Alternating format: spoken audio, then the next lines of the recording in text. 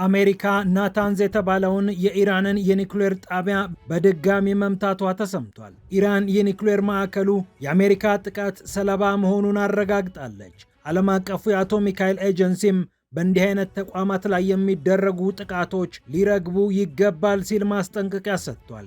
ኢራን በማዕከሉ ዙሪያ የራዲዮ አክቲቭ ንጥረ ነገሮች ስለመስተዋልና ስላለማስተዋል ስለመገኘታቸውና ስላለመገኘታቸውም መግለጫ ሰጥታበታለች። ይህ እንዳለ ሆኖ ብሪታንያ የጦር ቤዜን ተጠቀሚ ስትል ለአሜሪካ መፍቀዷ ተሰምቷል። ጦርነቱ ከመጀመሩ በፊትና ከተጀመረ በኋላ ከአንድም 3 ጊዜ አቋሟን የቀያየረችው ብሪታንያ አሁን ላይ የአሜሪካ ግዙፍ የጦር አውሮፕላኖችና ስትራቴጂክ ቦምብ ጣይ አውሮፕላኖች ኢራንን ለመደብደብ ይችላሉ ስትል ብሪታንያ መፍቀዷ ተሰምቷል።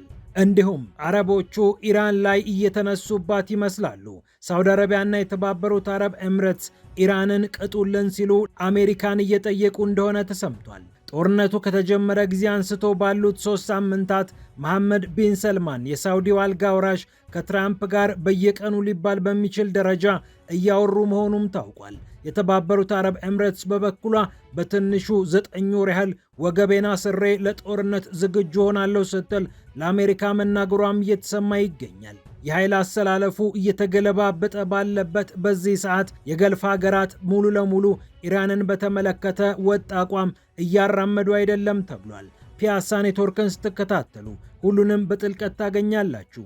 ፒያሳ ኔትወርክን ሰብስክራይብ፣ ላይክ እና ሼር በማድረግ የፈጣን የተአማኒና የጥልቅ ዘገባዎች ቤተሰቡን ስንል በአክብሮት ጋብዘናል። አሁን ወደ ጉዳዮቻችን አለፍን።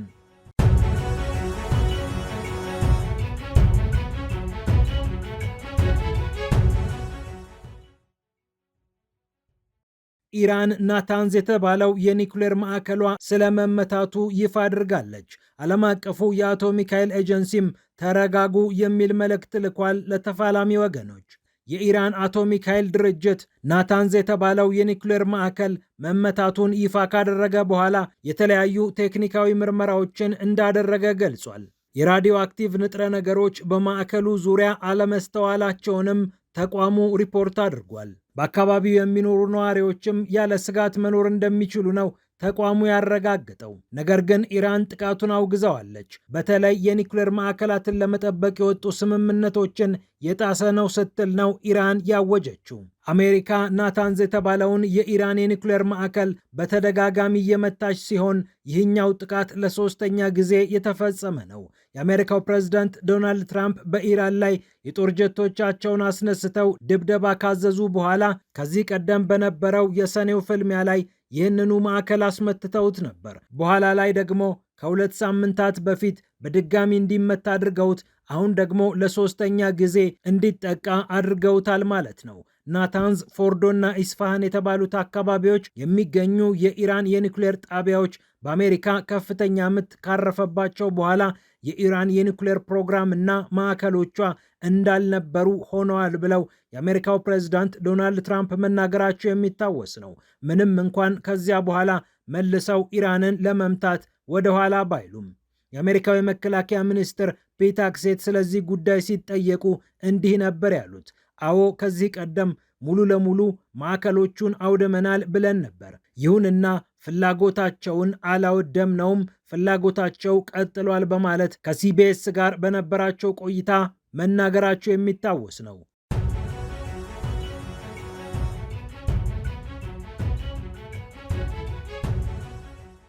ይህ እንዳለ ሆኖ ብሪታንያ የጦር ቤዞቼን ተጠቀሚበት ብላ ለአሜሪካ አሳልፋ እንደሰጠች ተሰምቷል። የብሪታንያው ጠቅላይ ሚኒስትር ሰር ኪር ስታርመር ግጭቱ በሰላማዊ መንገድ መፈታት አለበት ብለው ዲፕሎማት ቢጤ ለመሆን የሞከሩ ቢሆንም አሁን ግን አቋማቸውን ለ3ኛ ጊዜ ለውጠው በቃ ከምድራችን ተነስተሽ ኢራንን ማጥቃት ትችያለሽ ሲሉ ለአሜሪካ ፍቃዳቸውን ሰጥተዋታል። ልክ ጦርነቱ እንደተጀመረ ነበር ብሪታንያ በምድሬ የሚገኙ የጦር ቤዞችን ኢራንን ለማጥቃት ፈጽሞ እንዳትጠቀሚበት ብላ ክልከላ ያስቀመጠችው። ኋላ ላይ ደግሞ ብሪታንያ አቋሟን ቀየረች። 3 ቀንም አልሞላም ሰር ኪር ስታርመር በአደባባይ ወጡና ለመከላከያ ዓላማ ከሆነ ልትጠቀሚበት ትችያለሽ አሉ። ቆጵሮስ የሚገኘው የብሪታንያ የጦር ቤዝ በኢራን ድሮን ከተመታ በኋላ ነው ብሪታንያ ይህንን የአቋም ለውጥ ያሳየችው። ከ19 ቀናት በኋላ ደግሞ ብሪታንያ መልሳ አቋሟን ካሸጋሸገች በኋላ እንዲህ ስትል ተናገረች። የሆርሙዝ ሰርጥ መዘጋቱን ተከትሎ ኢራን በዚህ አካባቢ ያላት አቅም እንዲዳከም ብሪታንያ ለአሜሪካ ጥቃት ድጋፏን ሰጥታ ከጦር ቤዞችሽ ተነስተሽ ማጥቃት ትችያለሽ ስትል ፈቀደችላት። የአሜሪካው ፕሬዝዳንት ዶናልድ ትራምፕ ብሪታንያን እና ሌሎችንም የኔቶ ሀገራት ከፍተኛ ውርጅብኝ ሲያወርዱባቸው እንደነበር የሚታወቅ ነው። ብሪታንያ ለረጅም ጊዜ ጥሩ አጋራችን ናት ስትባል ነበር። አሁን ግን ተቃራኒውን ተመልክተናል። አሁን ደግሞ እንደግፋችሁ ይሉናል። ጦርነቱን ከጨረስነው በኋላ ምንድነው የምታግዙን ብለው መሳለቃቸውም የሚታወስ ነው። የኔቶ አባል ሀገራትን ቀውሶች ብለው የተናገሩት ዶናልድ ትራምፕ ብሪታንያንም ሳያስተርፏት በትችት ቀጥቅጠዋት ነበር።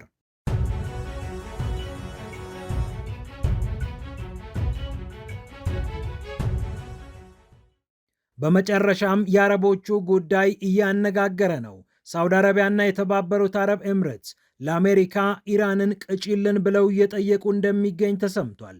ሚድል ኢስት አይ እንደዘገበው እነዚህ ሀገራት ከአሜሪካ ጋር በቅርበት ለመስራት እየጣሩ ይገኛሉ።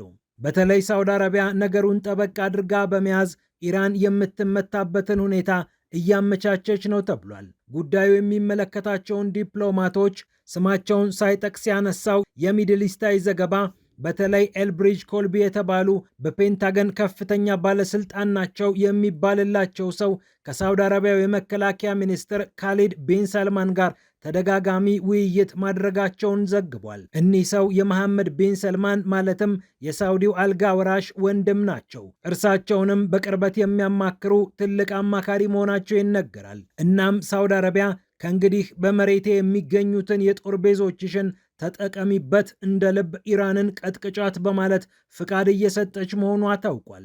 በልዩ ሁኔታ በአሜሪካ ይፈለጋል የተባለው የንጉሥ ፋውድ የጦር ቤዝን አሜሪካ እንድትጠቀምበት ሳውዲ አረቢያ ፈቅዳለች ነው የተባለው። ታይፍ በተባለው አካባቢ የሚገኘውና በምዕራብ ሳውዲ አረቢያ የተተከለው የአሜሪካ የጦር ቤዝ ለአሜሪካዎች በጣም ወሳኝ እንደሆነ ዘገባው ይጠቁማል። ምክንያቱም የኢራን ድሮኖች እንደ ልብ ስለማይደርሱበት ከዚህ ተነስቶ ጥቃት መፈጸምም የተሻለ ስለሆነ አሜሪካዎቹ ታይፍ የሚገኘውን የጦር ቤዝ በልዩ ሁኔታ ይወዱታል ሲባል ነበር። ሳውዲ እስካሁን ሳትፈቅድ የነበረ ቢሆንም አሁን ግን ፈቅዳለች ነው የተባለው። የልዑል ሱልጣን የጦር ቤዝ በኢራን ሻሄድ ድሮኖች በተደጋጋሚ ከተመታ በኋላ አሜሪካ ወሳኝ የሚባሉ መሳሪያዎቿን እንደ ልብ ለማስነሳት ይመቻት ዘንድ ሌሎች የጦር ቤዞችን እያማተረች ቆይታለች። አሁን የንጉሥ ፋይድ የጦር ቤዝ ከተፈቀደላት ኢራንን ለመምታት የበለጠ ይመቻታል ነው የተባለው። በቀይ ባህሯ የወደብ ከተማ ጅዳ የሚገኘው የጣይፉ የጦር ቤዝ የሆርሙዝ ሰርጥን መዘጋት ተከትሎ ሌሎች የሎጂስቲክስ ስራዎችን ለማስተባበርም እንደሚመች ተነግሯል። አሜሪካ በኢራን ላይ የከፈተችውን ዘመቻ አጠናክራ የምትቀጥል ከሆነ ጅዳና አካባቢው ቁልፍ ሚና ይዞ እንደሚጫወት ዘገባዎች ጠቁመዋል። ከምስራቅ እስያ ኃይሏን እያንቀሳቀሰች ወደ ምዕራብ እስያ እያዞረች የምትገኘው አሜሪካ የሳውዲ አረቢያን ሁነኛ ድጋፍ ትፈልጋለችና የነ መሐመድ ቢን ሰልማን መልካም ፍቃድ በልዩ ሁኔታ አጨብጭባ የምትቀበለው እንደሆነ ይታወቃል። ሳውዲ አረቢያ ጦርነቱ ከገፋ ልዩ የአሜሪካ የሎጂስቲክስ ማስተባበሪያ መሆኗ የማይቀር እንደሆነም ታውቋል። ጦርነቱ ከመጀመሩ በፊት ራሷን ገለልተኛ ማድረግ የፈለገችውና ልክ እንደተባበሩት አረብ ኤምሬትስ ሁሉ ከኔ ጦር ቤዝ ተነስተሽ ጥቃት እንዳትፈጽሚ ስትል የነበረችው ሳውዲ አረቢያ አሁን ግን በቃኝ ብላ አሜሪካ ኢራንን እንድታጠቃላት እንደፈለገች ነው የታወቀው። የተባበሩት አረብ ኤምሬትስም በተመሳሳይ አሜሪካን በርቺ አይዞሽ እያለች እንደሆነ ታውቋል። መሐመድ ቢን ሰልማን የሳውዲው አልጋ ወራሽ ከአሜሪካ ባለስልጣናት ጋር